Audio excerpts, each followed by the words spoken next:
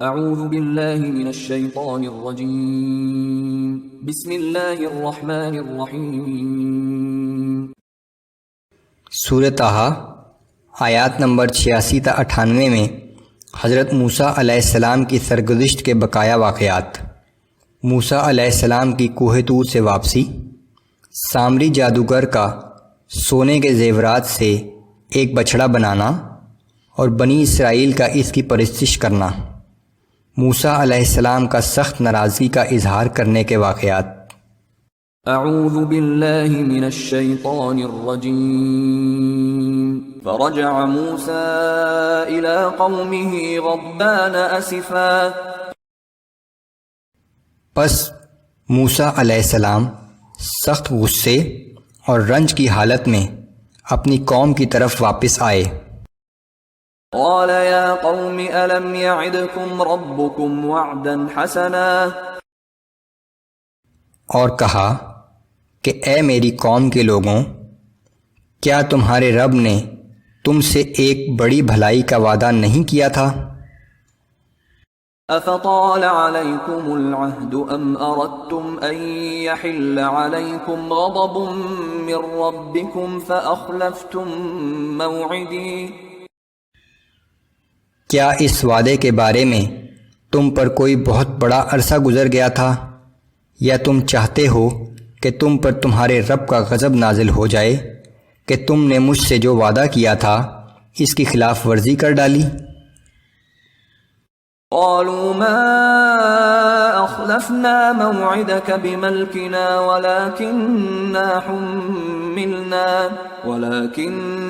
حملنا اوزارا من زینة القوم فقذفناها فكذلك القى السامري۔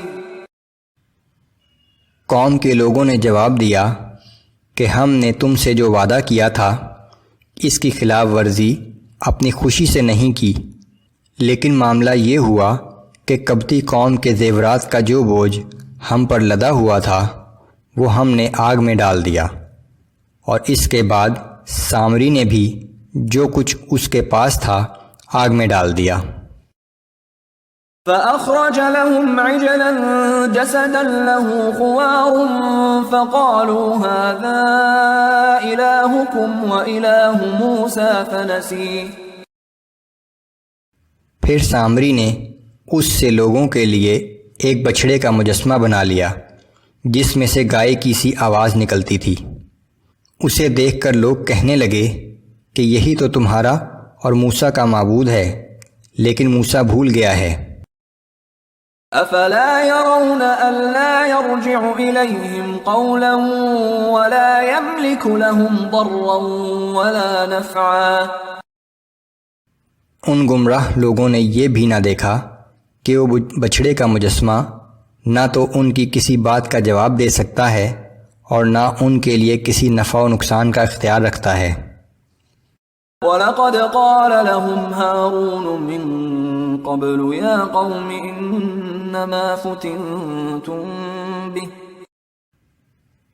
بلا شبہ ہارون علیہ السلام نے موسیٰ کی واپسی سے پہلے ہی بنی اسرائیل سے کہہ دیا تھا کہ اے میری قوم، تم اس بچڑے کے ذریعے آزمائش میں مبتلا کیے گئے ہو۔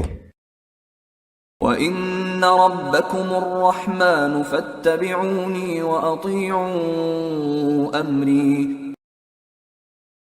بے شک تمہارا حقیقی رب تو رحمان ہی ہے، پس تم میری پیروی کرو اور میرا حکم مانو۔ قالوا لن نبرح عليه عاكفين حتى يرجع إلينا موسى۔ مگر ان کی قوم نے جواب دیا کہ جب تک موسیٰ ہمارے پاس واپس نہ آ جائے ہم تو اسی کی پرستش کرتے رہیں گے۔ قال يا هارون ما منعك إذ رأيتهم ضلوا ألا تتبعني أفعصيت أمري۔ موسیٰ علیہ السلام نے کہا کہ اے ہارون، جب تم نے دیکھا کہ یہ لوگ گمراہ ہو گئے ہیں تو میرے طریقے کی پیروی کرنے سے تمہیں کس بات نے روکا؟ کیا تم نے میرے حکم کی خلاف ورزی کی ہے؟ قال يا ابن أم لا تأخذ بلحيتي ولا برأسي. ہارون علیہ السلام نے جواب دیا کہ اے میری ماں کے بیٹے، میری داڑھی اور سر کے بال نہ پکڑ، إني خشيت أن تقول فرقت بين بني إسرائيل ولم ترقب قولي. مجھے تو اس بات کا خوف تھا کہ تو واپس آ کر کہیں یہ نہ کہے کہ اے ہارون، تو نے بنی اسرائیل میں پھوٹ ڈلوا دی اور میرے حکم کا انتظار تک نہ کیا۔ قال فما خطبك يا سامري؟ پھر موسیٰ علیہ السلام نے پوچھا کہ اے سامری، تیرا کیا معاملہ ہے؟ قال بصرت بما لم يبصروا به فقبضت قبضة من أثر الرسول فنبذتها وكذلك سولت لي نفسي. سامری نے جواب دیا کہ میں نے وہ کچھ دیکھا ہے جو ان لوگوں نے نہیں دیکھا، پس میں نے اللہ کے بھیجے ہوئے فرشتے کے نشان قدم کی ایک مٹھی بھر خاک اٹھا لی، پھر وہی مٹی میں نے اس مجسمے کے منہ میں ڈال دی، اور اس وقت میرے نفس نے مجھے یہی کرنے کی ترغیب دی تھی۔ سامری نے لوگوں کو گمراہ کرنے کے لیے ایک گائے کا مجسمہ بنایا جس کے منہ سے آواز نکلتی تھی۔ اس نے یہ مجسمہ اس کاریگری سے بنایا کہ جب تیز ہوا چلتی تو اس مجسمے کے منہ سے گزرتے ہوئے آواز پیدا کرتی۔ جب اس نے موسیٰ علیہ السلام کو غصے کی حالت میں دیکھا تو اپنے پاس سے ایک کہانی گھڑ لی کہ میں نے جبرائیل علیہ السلام کو دیکھا تھا اور ان کے قدم کے نیچے سے مٹی اٹھا کر اس مجسمے پر ڈال دی تو اس میں جان پڑ گئی۔ بہرحال یہ بات موسیٰ علیہ السلام کا غصہ ٹھنڈا نہ کر سکی۔ قال فاذهب فإن لك في الحياة أن تقول لا مساس وإن لك موعدا لن تخلفه.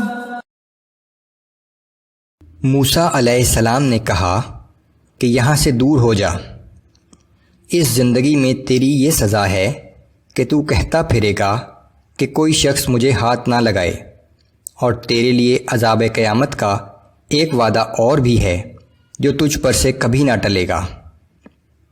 وانظر إلى إلهك الذي ظلت عليه عاكفا.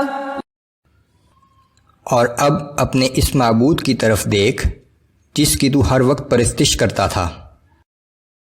لنحرقنه ثم لننسفنه في اليم نسفا. ہم اسے ابھی جلا کر راکھ کر دیں گے اور پھر اسے دریا میں بہا دیں گے۔ انما الہکم اللہ الذی لا الہ الا هو وسع کل شیء علما. بلا شبہ تمہارا معبود حقیقی صرف اللہ ہے، اس کے علاوہ کوئی عبادت کے لائق نہیں، اس کا علم ہر چیز پر حاوی ہے۔